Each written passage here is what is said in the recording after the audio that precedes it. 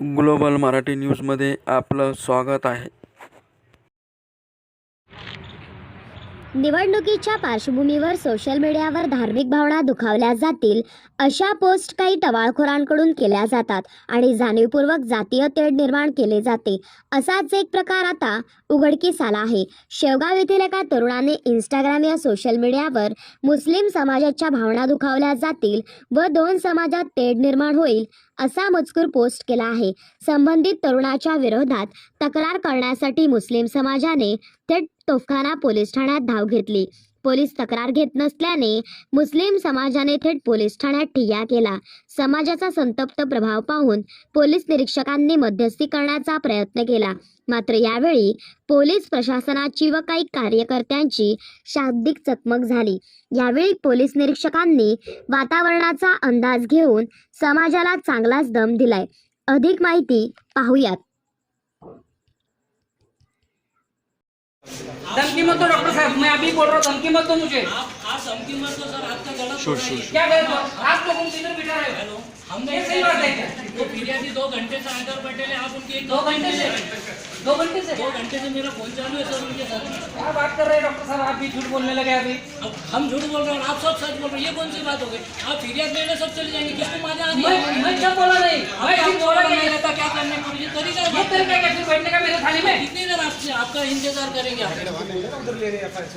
उधर क्यों लेंगे, इधर लो नहीं नहीं, मैं इधर ले लेता हूँ। मैं बोला कि वहाँ पे आपको नहीं लूंगा। अभी मैं क्या बोला? मैं नहीं लेते करके तुम यहाँ बैठो क्या? ऐसा तो क्या बोलूँ मैं? मैं मुजावर साहब से बात करने गया, आप कितने में गए, साहब को बोलो करके इतने में लेने के लिए। 50 लोग बैठे हुए हैं इधर। नीचे नहीं बैठना चाहिए, कंप्लीटली तरीका रहता है डॉक्टर साहब। आप तो हॉस्पिटल में आके कोई ऐसा सब लोग बैठे ये सारे तरीके हमारे लिए चाहिए, अरे आपके लिए कोई हमारे तरीके तुम्हारी नहीं बात क्या चाहिए। आई है? मैं महाराष्ट्राची सरकार म्हणजेच भाजप, शिंदे आणि अजित पवार या सरकारने अहमदनगरकरांची कोणतीही मागणी नसताना अहमदनगरचं नामांतर केलं आणि त्या अनुषंगाने काही विघ्न संतोषी लोकांनी त्याचा भाव करून अहमदनगरमध्ये जातीय तेढ निर्माण करण्याचा प्रयत्न केला आणि काही लोकांनी इंस्टाग्राम, फेसबुकवर नामांतराचा विषयाला धरून मुस्लिम समाजाचे धार्मिक भावना दुखवण्याचा प्रयत्न केला.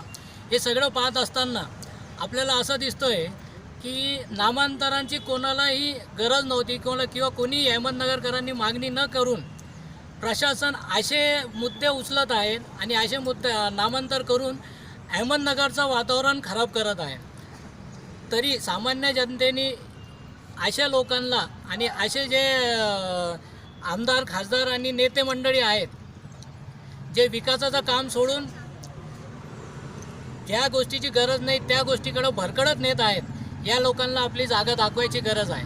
दुसरी गोष्ट की आज तोफखाना पोलीस स्टेशनमध्ये संबंधित ज्या व्यक्तीने मुस्लिम समाजाची भावना दुखावली त्याच्यावर गुन्हा दाखल करण्यात आला आहे आणि त्याला अटक करून त्याच्यावर कारवाई करण्यात येईल. धन्यवाद.